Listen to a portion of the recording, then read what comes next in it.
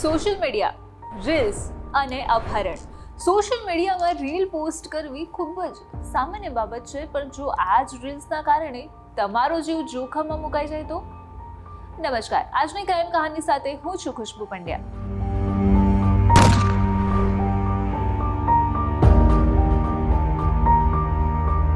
આ સોશિયલ મીડિયાનો જમાનો છે ભાઈ. આમાં નાના બાળકથી લઈને વૃદ્ધ સુધી દરેક વ્યક્તિને રીલ્સ બનાવવાનો અલગ જ ક્રેઝ ચડ્યો છે. પણ આ જ રીલ્સ વ્યક્તિને ક્યારે જોખમમાં મૂકી દે છે તે કહેવું ઘણું મુશ્કેલ છે.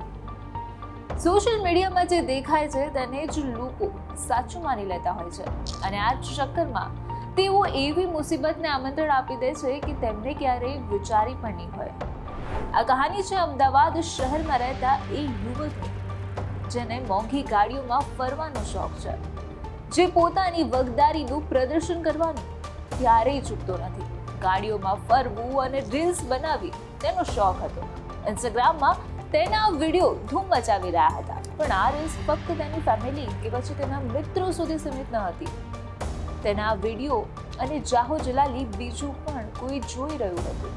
આ યુવકનું નામ છે યુવરાજસિંહ સોલંકી.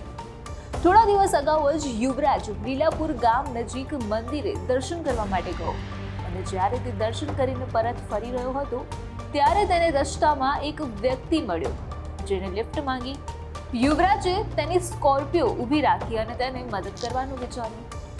તેને આ મદદ કેટલી ભારે પડવાની હતી તેને વિચાર્યું પણ ન હતું. આ વ્યક્તિ જેને યુવરાજ પાસે લિફ્ટ માંગી હતી તેના ઈરાદા બિલકુલ સારા નહોતા. યુવરાજને આ વ્યક્તિ એવી જગ્યાએ લઈ ગયો કે જ્યાં કોઈની પણ અવરજવર નથી થતી. યુવરાજના જ અપહરણ કરવા માટે પહોંચેલો આ વ્યક્તિ પૂરા પ્લાનિંગ સાથે અહીંયા આવ્યો હતો.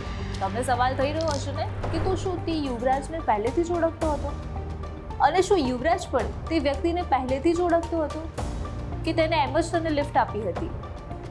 પણ આ બધા સવાલોની વચ્ચે જે મેઇન વસ્તુ હતી તે એ હતી કે યુવરાજનું અપહરણ કરવા માટે તેને નળ સરોવરના અવાવરૂ જગ્યાએ લઈ જઈ તેને બેભાન કરવા માટે એક નશાનું ઇન્જેક્શન આપવામાં આવ્યું હતું.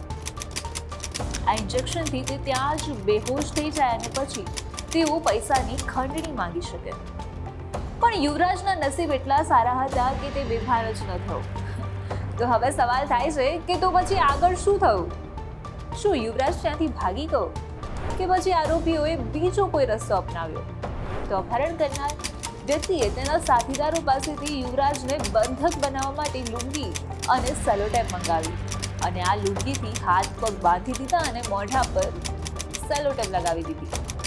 અપહરણકર્તાઓને થયું કે થોડી વાર રહીને તે બેહોશ થઈ જવાનો છે, પણ અહીંયા પણ યુવરાજ બેહોશ ન થયો, અને અપહરણકર્તાઓ પાસે બીજું કોઈ ઓપ્શન ન વધ્યો, અને 50,000ની લૂંટ કરીને તેઓ ત્યાંથી ફરાર થઈ ગયા.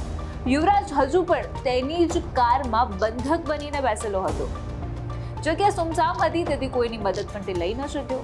તો હવે સવાલ એ થાય કે તો પછી યુવરાજ ઘરે કઈ રીતે પહોંચ્યો? તો યુવરાજના મોડા સુધી ઘરે પરત ન ફરતા પરિવારજનોએ શોધખોળ કરી, અને ત્યારબાદ યુવરાજ નળ સરોવર રોડ પર આવેલા અણિયાળી ગામ પાસે બંધક અવસ્થામાં પોતાની જ ગાડીમાં મળી આવ્યો.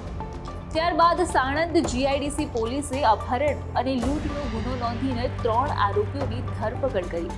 જ્યારે તેમની પૂછપરછ કરવામાં આવી ત્યારે એવો ખુલાસો થયો કે પકડાયેલ આરોપી યુવરાજસિંહના ગામમાં જ રહેતો હતો, જેનું નામ ભરત ચુડાસમા હતું. તે ચાની દુકાન ચલાવતો હતો. તેને તેની દુકાન પર આવતા સુમિત અને રાજસ્થાનમાં રહેતા એક મિત્રની મદદ લઈને આખું ષડયંત્ર રચ્યું હતું. તેઓની આર્થિક પરિસ્થિતિ સારી ન હતી, અને તેથી જ તેમને આ પગલું ભર્યું. કે યુવરાજસિંહ હંમેશા મોંઘી ગાડીઓમાં ફરતો હતો, અને તેની ગાડીઓ સાથેની આ જ રીલ્સ જોઈને તેનું પૈસાદાર હોવાનું અનુમાન લગાવી તેનું અપહરણ કરવાનો પ્લાન બનાવ્યો હતો. યુવરાજના પિતા રેલવે અને જીઈબીના મોટા કોન્ટ્રાક્ટર હતા, અને પોતાના દીકરાને છોડાવવા માટે તે માંગ્યા પૈસા પણ આપી દે. તેથી જ આરોપી 10 દિવસથી યુવરાજની રેકી કરી અને પછી અપહરણને અંજામ આપ્યો 20 લાખની ખંડણી લેવા માટે. પણ તેમનો આ પ્લાન નિષ્ફળ બનતા તેઓ ફરાર થઈ ગયા, પણ પોલીસે તેમને ઝડપી પાડ્યા છે. લક્ઝુરિયસ કારમાં ફરવું અને સોશિયલ મીડિયા પર રીલ્સ બનાવી યુવરાજ માટે ઘાતક બની. તો જો તમને પણ આવો કોઈ શોખ હોય તો ચેતી જજો, કેમ કે કોઈકની નજર તમારા પર પણ છે અને જો નજર લાગી તો યુવરાજ જેવું થતા વાર નહીં લાગે. તો અત્યારે ક્રાઇમ કહાનીમાં આટલું જ. આપણે ફરી મળીશું એક નવી કહાની સાથે. નમસ્કાર.